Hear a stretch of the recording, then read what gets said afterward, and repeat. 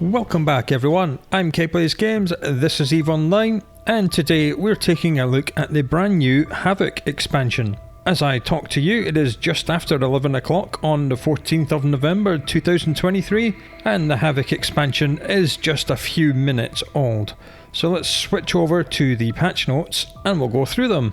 Okay, there is a lot to get through. As you can see here, there are clickable headings which will take us to anything you're interested in. We're just going to go through the whole lot. You can now join pirate factions in Faction Warfare, Angel Cartel or Guristas Pirates.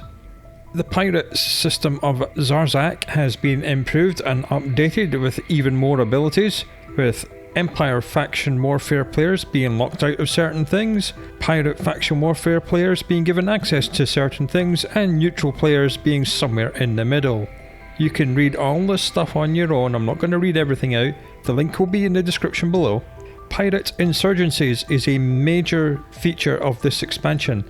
This is the aforementioned Pirate Faction War players invading Faction Warfare space. It's very much like Incursions, so it is temporary. It does have big effects, but it is temporary. It lets these players invade Faction Warfare space, fight for the pirates, and earn a whole load of ISK. As we see that you are given warnings that this is about to happen, so you can get out or move. These are all the things that the pirate players can do to affect the system. And this is the effects. This is corruption and suppression. The pirates are trying to increase the corruption, and the Empire players are trying to increase the suppression. Each of these systems has 5 stages depending on how many activities the players complete, and this is the effects. First level of corruption. PvP loot drops are increased by 7.5%. Usually when you die, everything fitted to your ship or carried in your cargo flips a coin. On a heads it drops as loot, on a tails it gets destroyed. This affects that by 7.5%, so it is not just 50% of the stuff in your ship that drops, it'll be 7.5% more than that. And it prevents faction, navy and criminal police stop spawning in high security systems. That's things like customs agents and the NPC that spawn if you have less than 5 standings, they will no longer spawn. At corruption level 2, again more PvP drops, and roaming pirate NPCs will now start spawning and roaming around in the systems. At level 3, this is where the big changes start to affect everyone, because as we know, faction warfare all takes place in low sec, so low sec people are used to danger, that's normal. At level 3, if an insurgency, the system will spread the insurgency to an adjacent system to this system if possible. If not possible, it will instead spread to any system adjacent to the insurgency. So that means that these effects can bleed through from faction warfare space and low sec into high sec systems. At stage 4, again PvP loot drops go up, there's NPCs, players who are in pirate militia get warp speed bonus, much the same as it was at level 3, 2 and 1. And at level 5, this is the final big change.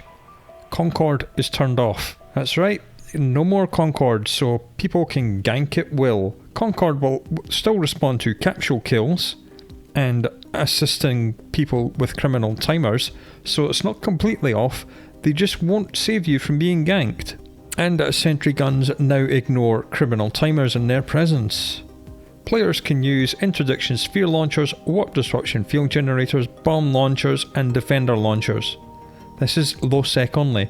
So it effectively turns high sec into low sec and low sec into null sec. As I said, these insurgencies are only temporary, so for a few weeks it's going to be absolute mayhem and then it will revert back to normal. Right, that's the bad guys. Let's talk about the good guys. Well, bad and good is subjective, I suppose. At suppression level 1, NPC bounty is increased by 5%, good for ratting, and security gains from NPCs is also increased by 5%, also good for ratting. At level 2, again, the bounties and security status gains go up, and faction warfare militia LP gains go up, so that's huge. In level 3, corruption gains for the system are reduced by 30%, so that's fighting off the corruption. And friendly enforcer NPC spawns will appear in and warp around the system. At level 4, even more LP bounties and security status gains, and Empire Militia gain 10% bonus to the range of webs and warp scrams, so that's pretty cool. And at level 5, elite sentry guns will be deployed by the roaming enforcer NPCs. They are vastly more powerful than the regular sentry guns, including ECM and target painting effects. So that's absolutely horrific. So it'll be interesting to see whether or not nullsec blocks want to have some fun and get corruption to 5, or whether or not they want to get the suppression up to 5 to earn lots more NPC bounty and faction warfare loyalty points. There are new Pirate Insurgent LP stores with all the stuff you would imagine, including all the new ships, which I will talk about very soon. And here we are, here are the new pirate ships. Let's have a look at these in-game, shall we? First up, we have 2 new destroyers. This is the first of them. This is what it looks like. It is vertical, therefore it is one of the best ships in the game, simply because of the fact that it is vertical. This is an Angel ship. And as an Angel ship, per level of Gallente destroyer, you get 7.5% bonus to small projectile turret tracking speed. And for every level of Minmatar destroyer, you get 10% bonus to small projectile turret fall off, so tracking speed and fall off. And the roll bonus is 100% bonus to small projectile turret damage, and 25% bonus to warp speed and acceleration. So damage, fall off, tracking speed, the holy trinity. This thing's going to be evil. Fitting wise, it has 6 high power slots, 4 slots for turrets, 1 token launcher hardpoint. So obviously everyone's going to go 4 turrets and probably a newt and a cloak. 3 medium power slots, 4 low power slots, 3 rig slots. Nice little thing. The next pirate destroyer we have is the Mamba, and this is what it looks like. It's a variation of a Corax. Again, because it is Guristas, it does not have its own model, it's just a reskin of another model. And the traits for this thing: 4% bonus to all shield resistances per level of Caldari destroyer, and for every level of Gallente destroyer, 10% bonus to kinetic and thermal missile damage, so it is damage type locked. And the roll bonus is 300% bonus to light combat drone damage and hit points. This is like a giant worm or a little healer, whichever way you care to look at it. Fitting wise, 7 high power slots with 6 launcher slots, so 6 launchers and a cloak or a probe launcher. 4 medium power slots for shields and propulsion, 2 low power slots for 2 drone damage amplifiers, or maybe 1 drone damage amplifier and 1 ballistic control, something like that. So that's the Mamba. Next up, we have an Angel battle cruiser called the Kisrael. This is what it looks like. It looks weird, like a giant evil venture. And here is its bonuses. For every level of Gallente battlecruiser, you get 10% bonus to medium projectile turret fall off. And for every level of Minmatar battlecruiser, you get 5% bonus to medium projectile turret damage, so fall off and damage. Roll bonuses: 25% bonus to medium projectile turret rate of fire, so rate of fire is also damage, so it's damage and fall off. No tracking bonus. 25% bonus to warp speed and acceleration, and again it can use command bursts, and here we are, another one, 25% bonus to medium projectile turret optimal range and fall off. So it's rate of fire, damage, fall off, optimal range and fall off. So this thing is most definitely pretty cool.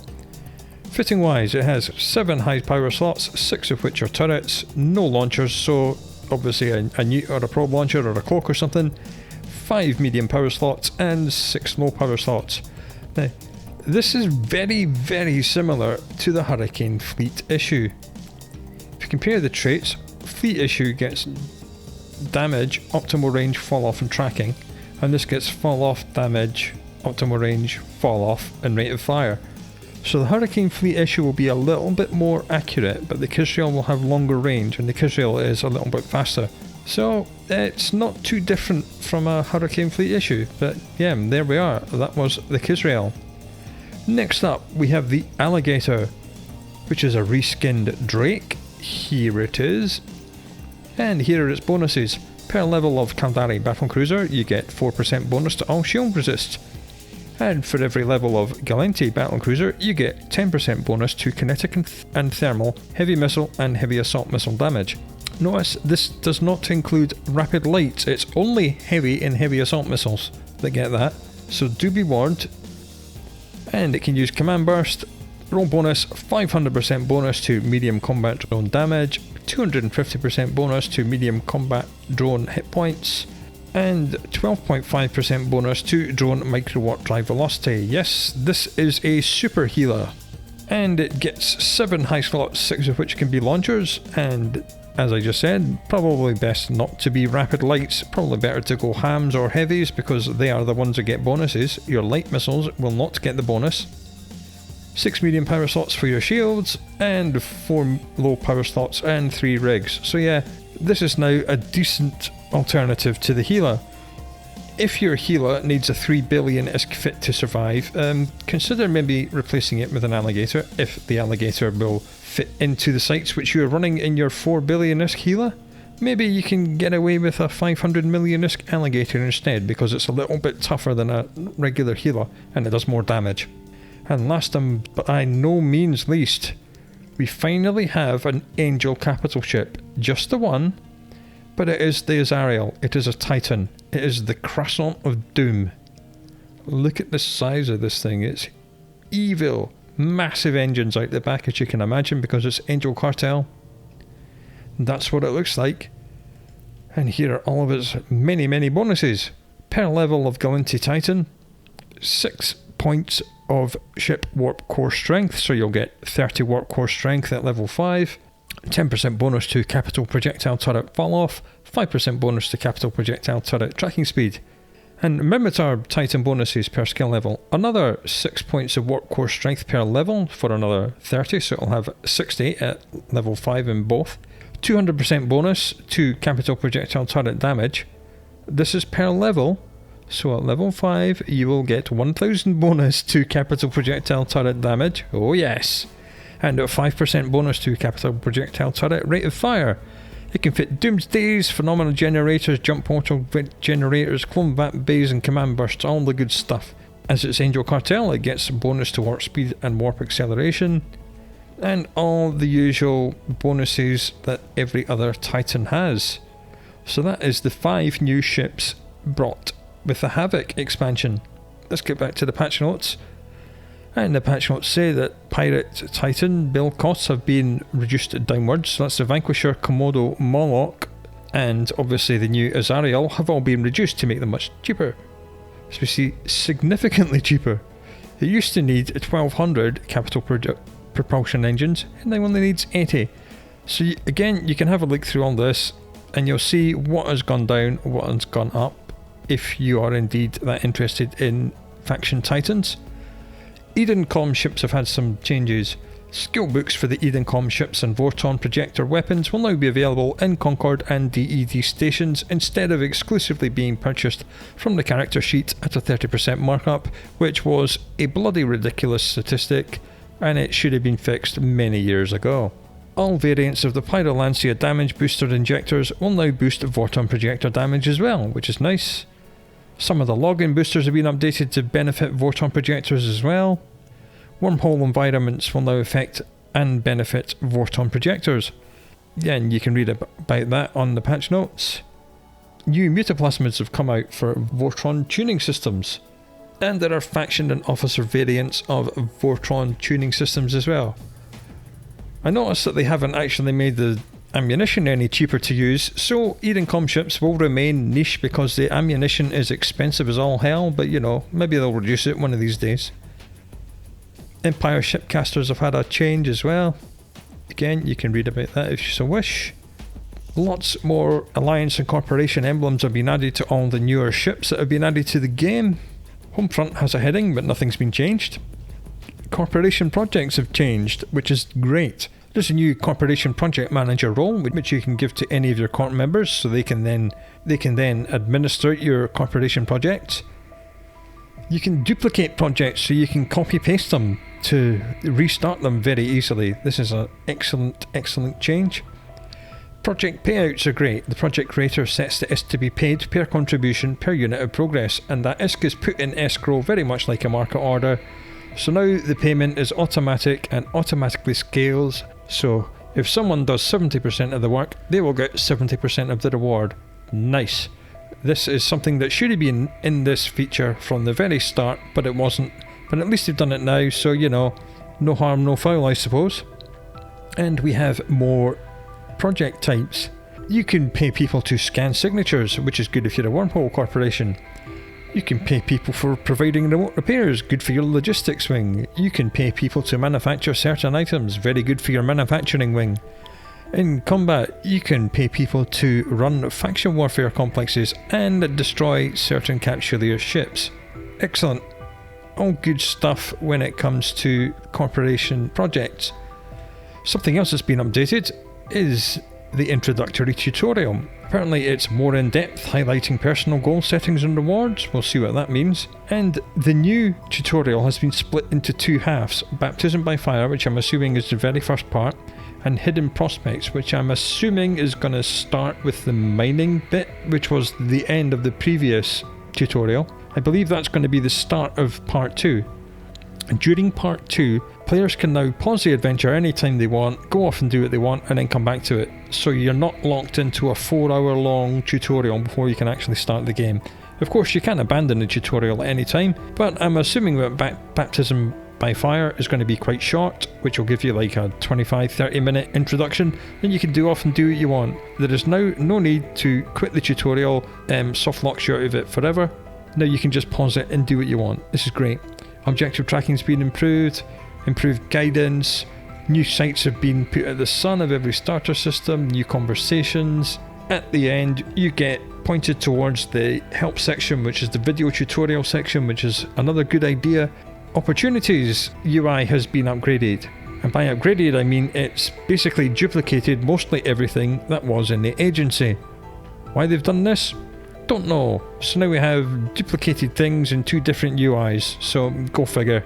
When it comes to the UI colouring of the game, Omega players can now make their own custom UI colour schemes. That's pretty cool.